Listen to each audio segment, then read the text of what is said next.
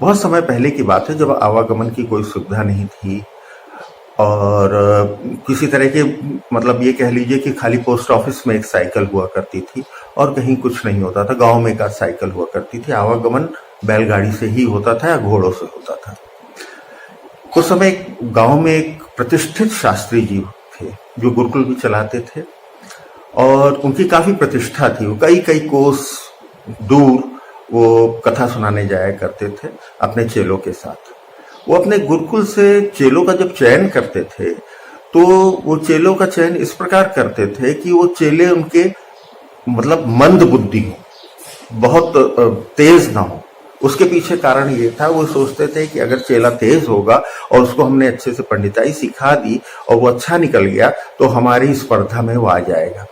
इस विचार से वो चेलों का चयन ऐसा करते थे जो मंद बुद्धि हो, जो रटंत विद्या में अच्छा रटता हो और अच्छा बोलता हो, लेकिन बुद्धि उसकी मंद हो। इसी तरह से उन्होंने 3-4 चेले का चयन कर रखा था। एक बार पंडित जी को पास के गांव में कई कोस दूर था वो गांव, वहां पे कथा करने जाना था। तो उन्होंने 2 चेलों का उसमें से चयन किया। उनका दोनों का उन्होंने नाम रखा था। एक का नाम था चुन्नूश्री और दूसरे का नाम था मुन्नूश्री। कहा, चुन्नूश्री और मुन्नूश्री, आज तुम हमारे साथ चलोगे, रात्रि में चलना है, सब सामान की व्यवस्था कर लो, वहां पे जो जो लगना है। मुन्नू जो है वो बैलगाड़ी चलाएगा, चुन्नू तुम पीछे बैठोगे हमारे साथ और सामान सब पूरा व्यवस्थित करके ये सामान है ये ले चलना है। उन्होंने कहा जी आज्ञा, जैसी आज्ञा पंडित जी। और रात्रि में शाम को 7-8 बजे लोग तैयार हो गए, बैलगाड़ी में सब सामान लग गया। पंडित जी ने जो जो सामान बताया उनको वो सामान उन्होंने बैलगाड़ी में रख लिया और वो लोग चल दिए।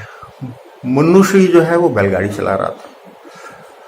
पंडित जब रात्रि हो गई थोड़ा सा तो पंडित जी ने कहा, मैं विश्राम करने जा रहा हूँ, चुन्नू तुम ध्यान रखना, सामान जो है उसका देखते रहना।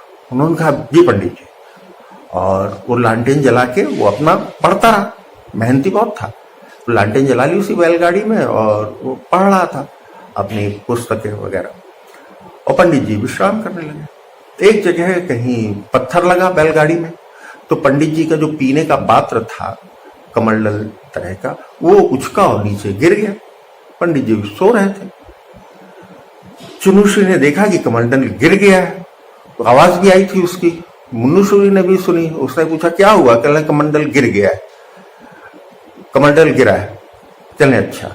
और उन्होंने उठाने का प्रयत्न नहीं किया। क्यों? क्योंकि पंडित जी ने कहा था देखते रहना, उठाने को नहीं कहा था।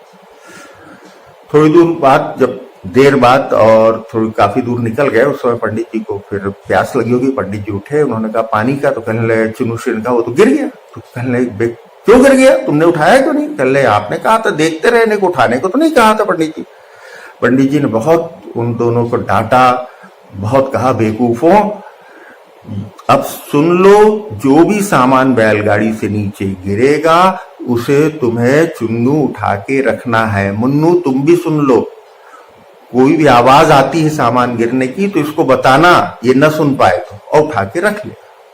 कह ले ठीक है गुरु जी, जैसी आज्ञा। फिर बैलगाड़ी आगे बढ़ी। कुछ दूर जाने पर ही बैलों ने गोबर किया, तो आवाज आई गोबर छपाक सी।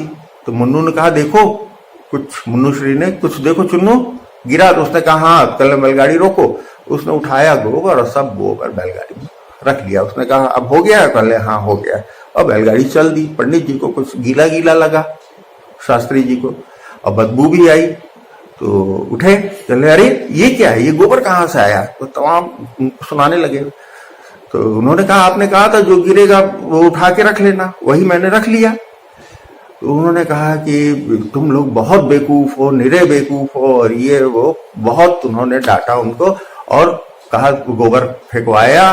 फिर उसके बाद कहा एक कागज लाओ और सूची बनाओ कि ये सामान है, इनमें से कोई सामान बैलगाड़ी से गिरता है तो वो तुमको उठा के रखना है। फिर भी उन्होंने कहा ये बहुत मंद बुद्धि है, सोचा। तो उन्होंने कहा फिर भी मैं बैलगाड़ी के अब किनारे के साइड में लेट जाता हूँ, और लेकिन फिर ध्यान रखना तुम लोग। वो कहने लगे जी गुरु जी, जैसी आज्ञा। फिर बैलगाड़ी आगे बढ़ी। एक जगह एक नाला आया। जब नाला आया तो मुन्नूश्री ने कहा नाला तो गहरा है, चुन्नू से कहा। तो कह रहे लेकिन रास्ता तो पंडित जी ने यही बताया है, इसी से चलना है। तो उसने तेजी के साथ नाले में गाड़ी उतार दी। जब गाड़ी नीचे उतरी, भड़ाक से हुई और पंडित जी गाड़ी के नीचे। फिर आवाज आई तो मुन्नू ने कहा क्या हुआ? कहले पंडित जी नीचे गिर गया। कहले सूची में देखो नाम है। उसने कहा कि चुन्नू नहीं है। उसने कहा कोई बात नहीं, और बैलगाड़ी बढ़ा दी। अब आप इस कहानी से हमें ये शिक्षा मिलती है कि हमें लकीर का फकीर नहीं होना चाहिए, बुद्धि विवेक का इस्तेमाल हमेशा करते रहना चाहिए। इससे एक और शिक्षा मिलती है कि हमें जो व्यक्ति डिजर्विंग हो उसे ही आगे बढ़ाना चाहिए। ये नहीं सोचना चाहिए कि वो हमसे आगे निकल जाएगा, हमारा अधीनस्थ है या हमसे छोटा है। ये कतई हमें नहीं सोचना चाहिए। आपको अच्छा लगा होगा, मुझे लग रहा है कि आप हंस रहे होंगे। ऐसे ही हंसते रहिए।